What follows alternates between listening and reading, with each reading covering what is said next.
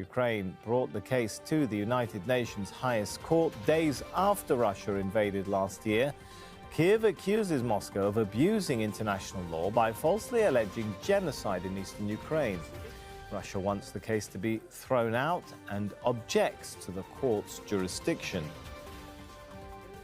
Ukraine is not accusing Russia of committing genocide. Ukraine is also not accusing Russia of failing to prevent or punish genocide. On the contrary, Ukraine insists no genocide has occurred. That alone should be enough to reject the case, because according to the court's jurisprudence, if there was no genocide, there cannot be a violation of the Genocide Convention.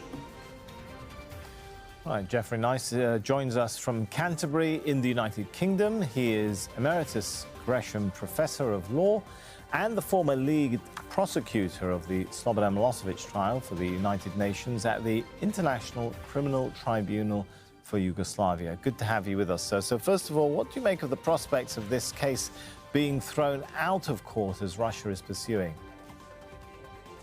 I'm not sure that I'm yet in a position to assess the prospects. It was a very strong decision in the first place in favor of Ukraine, and that was before we reached the merits stage. And I think what will be most interesting in the developing argument over the next few days is not just the position of Ukraine and Russia, or the Russian Federation, but also the 30 other states, which include the United Kingdom, but not, I think, the United States of America, who are allowed to intervene and to make arguments. So, impossible to assess the outcome, although the original decision was a very strong one. I think for your listeners and viewers, it's important to understand what this is and what this isn't. Although we would all probably like a nice, straightforward, universal system of international law that means you can say somebody's committing a war crime and stop them doing it. Life isn't like that. It's all bits and pieces. And the bit that the International Court of Justice is and can deal with is alleged breaches of conventions. It's not a criminal court. It's not going to make a criminal finding.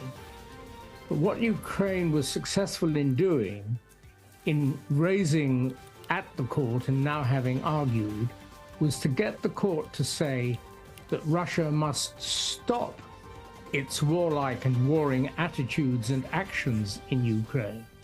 Now that's a very important provisional finding. And if it's confirmed by the full court, even though the court has no powers of enforcement, and we know enforcement will be blocked at the Security Council by the veto of Russia, that finding would be extremely powerful in the world as a whole. So we must follow the arguments with great care and await the conclusion with great interest. We must follow. How long do you think this process is going to take to get a final ruling from the full court? Well, I think I heard this morning that the final hearings are on the 25th, and I imagine they'll then take a month or maybe more, or several months maybe, to reach a decision. But they acted pretty quickly the last time, so one would imagine that they will see the urgency required here and act pretty quickly here. All right.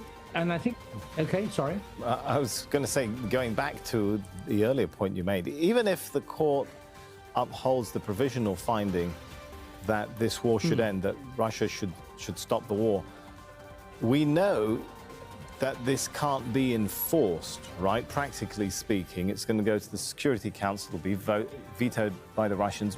What practical effect does it have?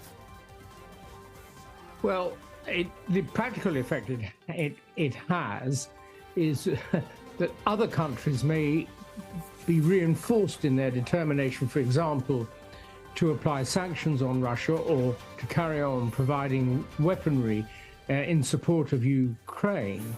And of course, it would leave Russia as a pariah state.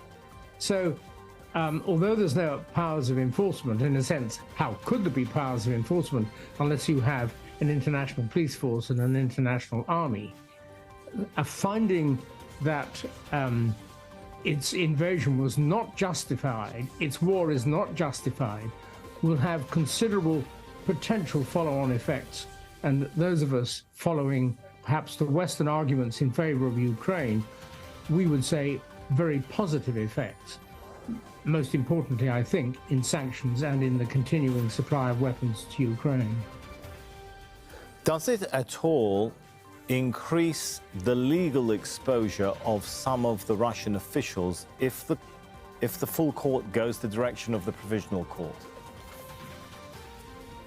I'm not sure that it would really, because there's a separate process going on at the International Court, Criminal Court, which is a criminal court and which does have jurisdiction over this particular conflict by reason of submission to jurisdiction by Ukraine.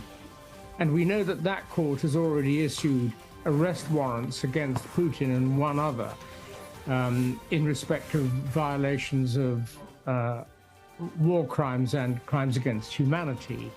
So it is pursuing a criminal case against individuals. So far, 2 have been identified, but there may be many more to follow.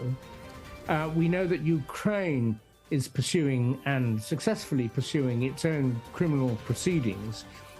And although in any of those proceedings a favorable decision by this court might be prayed in aid, might be referred to, I don't think, but I could be wrong, but I don't think at this stage that a determination by the International Court of Justice would necessarily have binding value in the other courts, not least because there's plenty of evidence that they will have gathered and are relying on, and they might not require the detailed decision of a civil court, as effectively it is, but a court that deals with breaches of treaty in support of its criminal procedures.